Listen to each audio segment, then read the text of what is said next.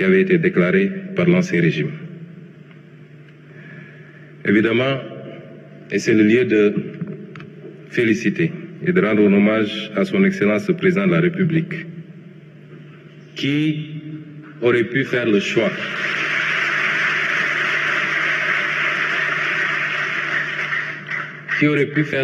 de la dissimulation. Je me rappelle des rencontres tenues autour de lui au palais avec les différents ministres concernés, le ministre des Finances, le ministre du Budget, le ministre des Finances et du Budget, le ministre de l'Économie et le désormais ministre d'État chargé de l'agenda et un certain nombre de ses conseillers, des réunions qui nous avaient permis d'apprécier la gravité de la situation, mais surtout des conséquences de l'exercice de vérité, si on choisissait de dire la vérité. Nous en étions conscients. Et le président a dit, je ne voudrais pas démarrer mon mandat sur un mensonge, je ne voudrais pas le dérouler sur un mensonge et le conclure par un mensonge.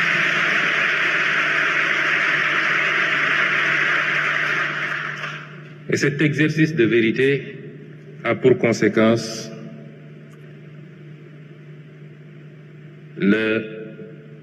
le respect difficile des engagements internationaux. Mais le Sénégal a tenu et jusqu'à présent, nous avons respecté notre signature, nous avons respecté nos engagements internationaux, sans pour autant que ça n'empêche le pays de continuer à faire face aux défis cruciaux à l'intérieur. C'est le lieu ici également de féliciter et de rendre hommage au ministre des Finances et du Budget, à toutes ses équipes, au ministre de l'Économie, qui chaque jour déploie un trésor d'énergie pour faire face à nos engagements internes et extérieurs. L'autre conséquence, c'est des conditions de plus en plus difficiles de financement extérieur, sur le financement extérieur. Évidemment, notre signature s'est dégradée. Vous avez vu tous les conséquences en termes de notation du Sénégal. Et c'était une des conséquences auxquelles nous nous attendions quand le président a décidé de se livrer à cet exercice de vérité. Le défi du retour à l'orthodoxie budgétaire, notamment l'objectif de revenir à 3% de déficit dans moins de 2 ans, c'est-à-dire en 2027, un pas important a été réalisé dès cette année, puisqu'aujourd'hui, on est à moins 8% de déficit dans la loi de finances rectificative du moins. Et donc, la moitié du chemin a été parcouru déjà. Et de revenir également à un niveau d'endettement raisonnable et respectueux des critères de convergence dans le cadre de l'espace UEMOA.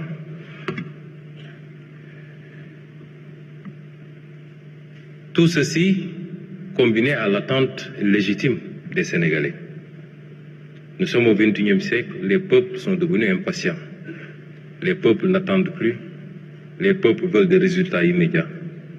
Vous aurez beau leur expliquer la situation héritée. Évidemment, quand on hérite d'un legs, c'est avec son passif et son actif, et plus le passif est lourd, plus la capacité à relancer et à réaliser est compromise. Mais c'est une réalité, les peuples sont à bon droit et légitimement impatients.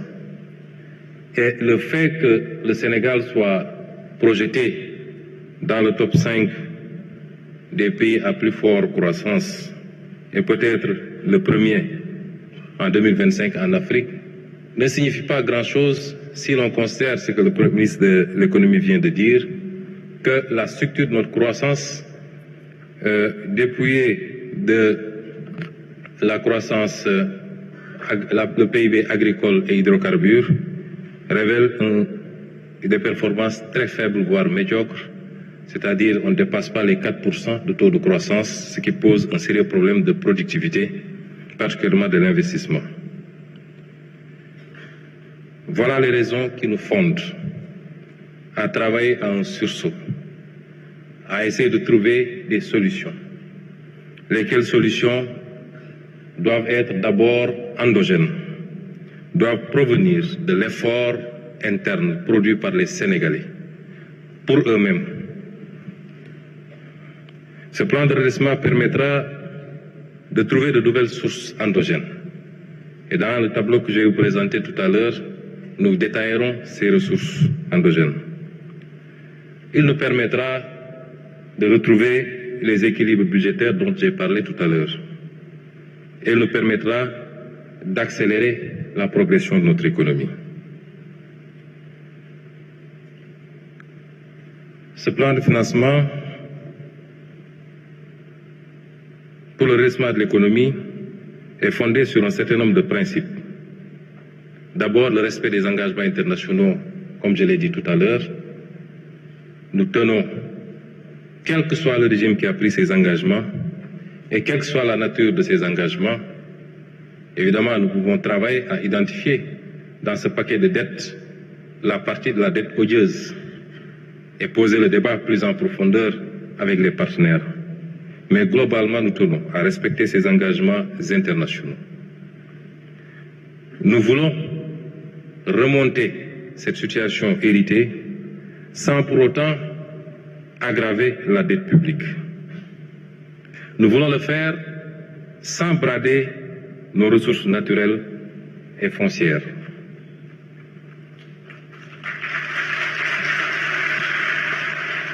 Nous voulons le faire dans une quête de souveraineté dans le secteur bancaire et particulièrement des banques à connotation publique. Nous voulons le faire sans mettre trop de taxes supplémentaires sur les investisseurs au détriment de l'attractivité de notre pays.